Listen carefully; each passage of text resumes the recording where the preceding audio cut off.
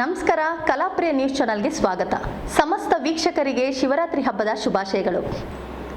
ರಾಮನಗರದ ಅರ್ಕೇಶ್ವರ ಸ್ವಾಮಿ ದೇವಾಲಯದ ಬಳಿ ಇರುವ ನಾಗದೇವತೆಗಳ ಪ್ರತಿಷ್ಠಾಪನೆ 5ನೇ ವರ್ಷದ ವಾರ್ಷಿಕೋತ್ಸವ ಮತ್ತು ಶಿವರಾತ್ರಿ ಹಬ್ಬದ ಪ್ರಯುಕ್ತ 2 ಆನೆಗಳ ಮೇಲೆ ಅಂಬಾರಿಯಲ್ಲಿ ದೇವರುಗಳ ಮೆರವಣಿಗೆ ನಡೆಸುವುದಾಗಿ ಸಮಾಜ ಸೇವಕ ಭೋಜರಾಜು ತಿಳಿಸಿದ್ದಾರೆ. ಪ್ರತಿ ವರ್ಷದಂತೆ ಈ ಬಾರಿಯೂ ಸಹ ನಗರದ ಮುಖ್ಯ ರಸ್ತೆಗಳಲ್ಲಿ ವರ್ಣರಂಜಿತ ದೀಪಾಲಂಕಾರ, ಬಲಮುರಿ ಗಣಪತಿ ದೇವಾಲಯದ ಬಳಿ ಸಂಜೆ ರಸಮಂಜರಿ ಕಾರ್ಯಕ್ರಮ ಆಯೋಜನೆ ಮಾಡಲಾಗಿದ್ದು, ಮಾರ್ಚ್ 9ರ ಶನಿವಾರದಂದು ಅರ್ಕೇಶ್ವರ ದೇವಾಲಯದ ಆವರಣದಲ್ಲಿ ಮಧ್ಯಾಹ್ನ ಅನ್ನ ಸಂತರ್ಪಣೆ ಮತ್ತು ಸಂಜೆ ಕಲಾ ತಂಡಗಳೊಂದಿಗೆ 2 ಆನೆಗಳ ಮೇಲೆ ಶ್ರೀ ಅರ್ಕೇಶ್ವರ ಸ್ವಾಮಿ ಮತ್ತು ಶ್ರೀ ವೇಣುಗೋಪಾಲ ಸ್ವಾಮಿಯವರ ವೈಭವಪೂರ್ಣ ಅದ್ದೂರಿ ಮೆರವಣಿಗೆ ನಡೆಯಲಿದೆ.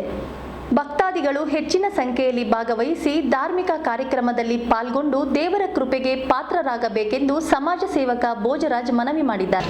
ಈ ಮಹಾಶಿವರಾತ್ರಿಯಂದು 5ನೇ ವರ್ಷದ ವಾರ್ಷಿಕೋತ್ಸವದ ಪ್ರಯುಕ್ತ ಅರ್ಕೇಶ್ವರ ಸ್ವಾಮಿ ಮತ್ತು ನಾಗದೇವತೆ 5ನೇ ವರ್ಷದ ಪ್ರಯುಕ್ತ ನಾವೇನು ಇಲ್ಲಿ ಪ್ರತಿ ವರ್ಷವೂ ಕೂಡ ಇಲ್ಲಿ ಒಂದು ಜೀರ್ಣೋದ್ಧಾರನ ಅಂದರೆ ಒಂದು ನಾಗದೇವತೆ ಪ್ರತಿಷ್ಠಾಪನೆ ಪ್ರಯುಕ್ತ ನಾವೇನು ಮಾಡ್ತೀವಿ, ಜೀರ್ಣೋದ್ಧಾರ ಮಾಡ್ಕೊಬರ್ತಾ ಇದ್ದೀವಿ.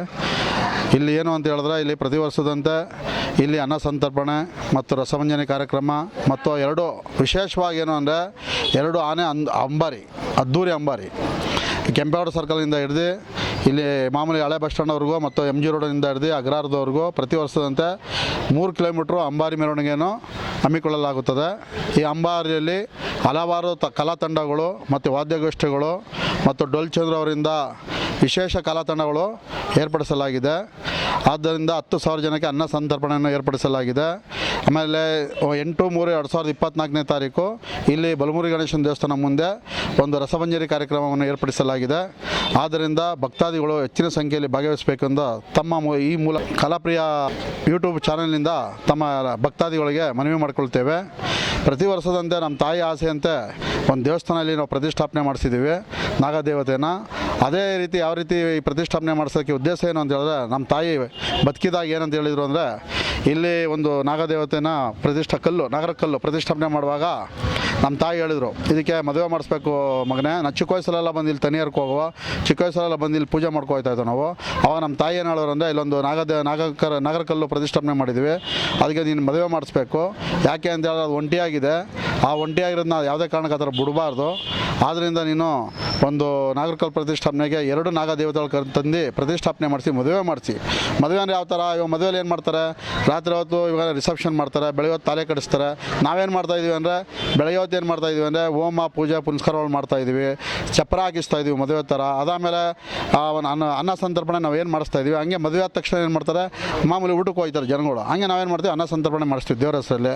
ಅದಾದಮೇಲೆ ಮೆರವಣಿಗೆ, ಈ ಮದುವೆ ಆದಮೇಲೆ ಏನು ಮಾಡ್ತಾರೆ, ಎಲ್ಲ ಕಡೆ ಮೆರವಣಿಗೆ ಗಂಡು ಹೆಣ್ಣು ಮಾಡ್ತಾರೆ. ಆದ್ದರಿಂದ ನಾವೇನು ಮಾಡ್ತೀವಿ, ದೇವರುಗಳು 2 ವಿಶೇಷವಾಗಿ, ಒಂದು ವೇಣುಗೋಪಾಲ ಸ್ವಾಮಿ, ಒಂದು ಅರ್ಕೇಶ್ವರ ಸ್ವಾಮಿನ 2 ಅಂಬಾರಿ ಮೇಲೆ ಕುಣಿಸಿ ಮೆರವಣಿಗೆ ಮಾಡ್ತೀವಿ. ಈ ನಮ್ಮ ತಾಯಿ ಏನು ಹೇಳ್ತಾರೆ ಅದೇ ರೀತಿ ನಾವು ನಡ್ಕೊಂಡು 5 ವರ್ಷದಿಂದ ನಾವು ಬರ್ತಾ ಇದ್ದೀವಿ. ಇದು 5ನೇ ವರ್ಷ ಅದ್ದೂರಿಯಾಗಿ ಮಾಡಬೇಕು ಅಂತೇಳಿ ಮಾಡ್ತಾಯಿದ್ವಿ. ಜನಗಳ ಸಹಕಾರಗಳು ಹಂಗೆ ಇದೆ.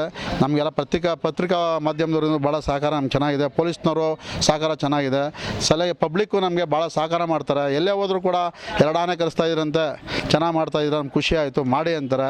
ಜನಗಳ ಪ್ರೀತಿ ವಿಶ್ವಾಸ, ನಮ್ಮ ತಾಯಿ ಆಶೀರ್ವಾದ ಇವತ್ತು ಈ ಮಟ್ಟಿಗೆ ಈ ಕಾರ್ಯಕ್ರಮ ನಡೆಯೋಕ್ಕೆ. ಆದ್ದರಿಂದ ಎಲ್ಲ ಭಕ್ತಾದಿಗಳಿಗೂ ಮತ್ತು ಸಾರ್ವಜನಿಕರಲ್ಲಿ ವಿನಂತಿ ಮಾಡೋದೇನೆಂದರೆ, ಅತಿ ಹೆಚ್ಚಿನ ಸಂಖ್ಯೆಯಲ್ಲಿ ಎಲ್ಲ ಭಾಗವಹಿಸಿ. ಇಲ್ಲಿ 9 ಗಂಟೆ ಅನ್ನ ಸಂತರ್ಪಣೆ ನಾವು ಮಾಡೋಕ್ಕೆ ವ್ಯವಸ್ಥೆ ಮಾಡಿದ್ದೀವಿ. 9 ಗಂಟೆಯಿಂದ 4 ಗಂಟೆವರೆಗೂ ಕೂಡ ಪ್ರಸಾದ ವಿನಿಯೋಗ ಮಾಡ್ತೀವಿ. ಒಬ್ರಿಗೂ ವಾಪಸ್ ಕಳಿಸಲ್ಲ. ಪ್ರತಿ ವರ್ಷದಂತೆ ಹೆಚ್ಚಿನ ಸಂಖ್ಯೆಯಲ್ಲಿ ಭಾಗವಹಿಸಿ 10,000 ಅಲ್ಲ 20,000 ಜನ ಬಂದರೂ ಕೂಡ ನಾವು ಪ್ರತಿ ವರ್ಷದಿಂದ ಎಲ್ಲರಿಗೂ ಊಟ, ಪ್ರತಿಯೊಬ್ಬರಿಗೂ ಊಟದ ವ್ಯವಸ್ಥೆ ಇರ್ತದೆ.